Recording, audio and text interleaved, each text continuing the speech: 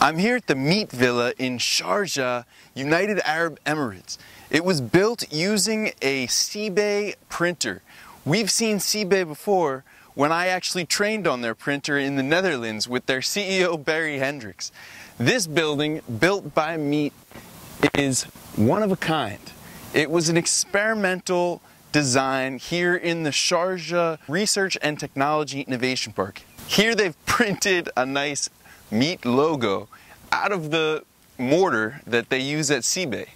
It's really unique, I've mentioned before, because there's really no cracking. A lot of printed mortars end up with cracking, and that yields aesthetic issues. Nobody wants their house to crack, obviously. So having a material that doesn't crack really yields a lot of benefits. As we approach the building, it's done in kind of a natural looking color. This is a color that they use commonly in this region for houses, and also the style of this villa is similar to the style that you'd see traditionally. It wouldn't even particularly stand out if it weren't for all of these layer lines.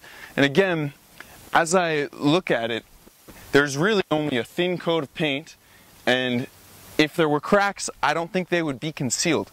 So, judging quickly, I really don't see any cracking in this building whatsoever.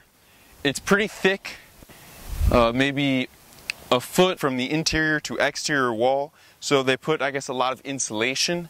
They were kind enough to unlock it for me, so let's take a look inside. As we enter the building, you can see this is one of the few actually furnished 3D printed houses, so this one's totally complete. I was told it was really hot, but they actually have air conditioning units in here now, so it's pretty reasonable temperature. The inside material has not been painted, and so it's just the raw CyBe material, CyBe mortar that you're familiar with from my other videos from the Netherlands. And yeah, they did a really nice job with this building, I would say. It's nothing crazy complex. This wall looks really good as well. Wow, this is actually extremely smooth. There's one little crack here. It's the only one that I've noticed so far in the whole building. First bedroom here, second bedroom over here, then the simple kitchen and a bathroom. We'll come check this out in a minute. Here's another look at this printed wall here. They have these big windows like we saw from the outside. And then another feature wall printed over here. I like that it's not only printed walls. You can see over there they used regular drywall. Mixing it up makes it much more livable rather than having the entire thing just be overwhelming printed mortar. Here's the first bedroom. They chose to use the printed walls again sparingly as accent walls rather than make it overwhelming. Just demonstrate the abilities rather than surrounding the person and drowning them in printed concrete. This printed wall is actually incredibly smooth. There's really barely any parts sticking out of the printed material. Sometimes you see more of a ribbed structure, but this is incredibly flat. It would be very easy for them to plaster over it. This second bedroom here is pretty much an identical copy of the first bedroom. It's not really a master or children's room or anything. It's just a regular 2-bedroom villa with 1 bathroom and a simple kitchen, meant to, like I said, just demonstrate what the technology is capable of. MEP is really innovative and forward-thinking for doing a project like this.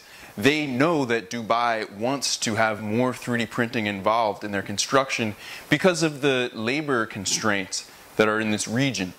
They have to bring people in from other countries in order to get things built here, and reducing their dependency on foreign labor would be very advantageous for the Dubai community. Here's their kitchen, just features a small sink. You could imagine in a real home, in a residential area, they would have a stovetop here, a fridge, but this is a commercial zone and demo unit, so those things aren't really required. It is really nice in here though. Right now I'm standing by the fan. It's hot. It's like 90 degrees outside, getting even hotter.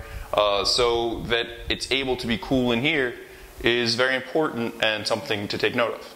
So that's the 3D printed MEP Villa, and I'll be taking a 360 tour of this building and uploading it to the virtual village of 3D printed construction. You can actually check out a free demo of the virtual village in the link below, which is also where you can sign up. Just go to the sign up page, scroll to the bottom, there's the free demo. There are currently 15 tours available on the virtual village of the various 3D printed buildings around the world that I've been able to visit. I put this together so that you would be able to see the buildings I see from the comfort of your own home. Every month I'll be adding new models to the virtual village. Currently there's over 20,000 square feet of tourable space, so you can really look around, see all the details of every building. This one is complete, but a lot of them are still under construction, so you can see some of the details that are hidden when the building is complete, giving you a really nuanced perspective of this 3D printed technology. Hello everyone, my name is Haider Al-Haidari. I'm Project Executive at Middle East Engineering Technologies. Middle East Engineering Technologies, or MEET, is a company that's specialized in 3D concrete printing, and it was formed and it operates with a triple helix model of innovation where we bring academia, industry and the government together to create innovative products and deliver the best value to the end clients and customers and the community. We started in 2019 where we partnered with our technology provider CyBe Constructions in the Netherlands. We got this robotic arm printer and we printed the first 3D printed house in the UAE. I think the best advantage that we found with the printing of the house was the savings in time. We were able to print all of the walls and the parapets of the house in just over 2 weeks, and according to our calculations, comparing masonry to 3D printing, just being very specific here, we saved up to 60% or 70% of the time. The printing was done on site. The robot moved around the perimeter of the house, building the house in wall segments. Every robot is different, every material is different. So it's really imperative that you work with the technology provider in order to be able to understand their material, their robot, understand the peculiarities and what makes their technology special. So MEET is actually owned by Jinko Contracting Sharjah and Jinko Group of Companies. We're a group of companies that do general contracting, MEP contracting, interior design. So we have, basically we are all into construction, and especially construction of houses and buildings. And we wanted to deliver that to the market. We wanted to deliver 3D printed houses rather than 3D printed objects for architectural purposes. And CyBe at the time were the ones that were building the most houses around the world, and they had a good experience with that. Obviously we're looking to continue printing houses. We're also working on different other projects in different other applications. But we're exploring different applications. As you know, it's not just about 3D printing anything, it's about finding the right application and doing it in the proper way. You cannot do the same thing that's done traditionally using a 3D printer, then you wouldn't get the advantages. So it's about exploring how best to do something. So if you're going to do a house, you don't want to do it the same way you've been doing it traditionally. You want to find what's a new innovative way to do the house that can bring out the advantages of 3D concrete printing. So the design of the villa was traditional. We wanted to bring in the latest of innovation and the latest of technology in the construction industry, and as well at the same time tie it to current best standards. So the current best standards in construction is a reinforced concrete frame. So it's a hybrid between the future, the present, and we wanted to link it to the past tradition and culture of the United Arab Emirates. We did not want to give them something that is very futuristic, that would scare them away or deter them from adopting this technology. We wanted them to be comfortable. We wanted the community to accept the technology. So we want to give them something that they're familiar with, that they love, and that's close to their hearts. The Sharjah Research Technology and Innovation Park was formed from the vision of His Highness Sheikh Sultan Al-Qasimi, the ruler of Sharjah, where we use the research and the information that's being produced by the universities at University City to create value that we can then deliver to the community of Sharjah and the people of the UAE. So based on that vision, this is where we collaborated with the American University of Sharjah to take their 3D concrete printing research. Like I said, we also collaborated with the industry, with CyBe Construction, with Jinko Contracting. We brought everybody together in order to take the research that's conducted at the American University of Sharjah to the next level, to applied research, and then finally to deliver the benefits of that research to the community of the United Arab Emirates. And how has this project been received by the group? It's very well accepted by the community. We get a lot of interest. A lot of people love it. A lot of people come and visit. I do understand that we still need more time to convince people of the technology. We need to disseminate more information about 3D concrete printing, which is, I think, what you're doing, and that's a brilliant job and a great effort that you're putting in this field. As people learn more about this technology, as people start understanding that, okay, it's safe, people are doing it everywhere, I think the adoption will increase. Yeah, the real important work is the printing, not the cameras. But It's both. We do our side on the technical side. You do your side in taking the message to the people, and that's how we create value in the community. Our most prized visit was His Highness the ruler of Sharjah, Sheikh Sultan and Qasimi, but we had several other dignitaries and VIPs visit from all around the world, actually. I think there can be a lot of improvement in terms of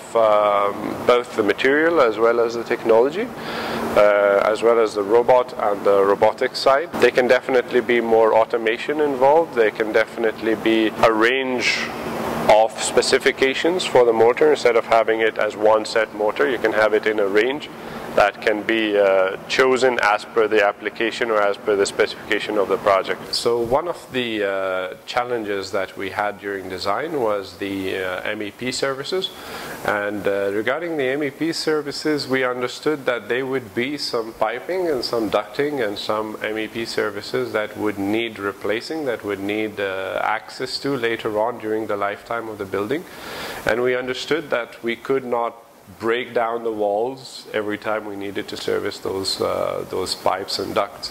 And that's when we came up with these shafts, these MEP shafts, where we basically include all the services that need servicing or that need access to into these easily accessible 3D printed shafts within the walls. So we have them here, for example. This is which houses the main DB and the incoming cables. And we have them as well in the toilet and in the kitchen. Although we have nicely covered them up, but they are in the corners of the washroom and in the corners of the kitchen. You can't see them on camera because they're nicely covered up, but they're actually similar to that. They're easily accessible, and should there be any problems with the MEP services that are common, it happens normally during the life cycle of the building, we can actually access it, and it's easily accessible, and we don't have to break down the walls. We have been studying the house, and we have been taking feedback from customers, and we have been trying to understand what's the best way to deliver 3D printed houses to our customers. So one of the points of discussion and one of the things that we looked at was the 3D printed wall and the 3D printed texture. So we had varying opinions from customers. Some customers like the texture as it is, like the wall as it is. That's similar to what we're looking at here. This is just the 3D printed wall as it is with its original texture. Some people wanted exactly the same texture, but they wanted it a little bit smoother. So in that case, we added a paint, a special paint that we formulated with our partners that's exactly the same color as a 3D printed wall. You cannot see it, you cannot tell the difference between the actual wall and the painted wall, but all it does is it makes the wall even more smoother for the clients. Another way is, as we have done with the rest of the walls here, we have plastered it completely. And if the customer wants a plastered wall that he wishes to maybe revert back to the 3D printing later on. We have done that in this room over here.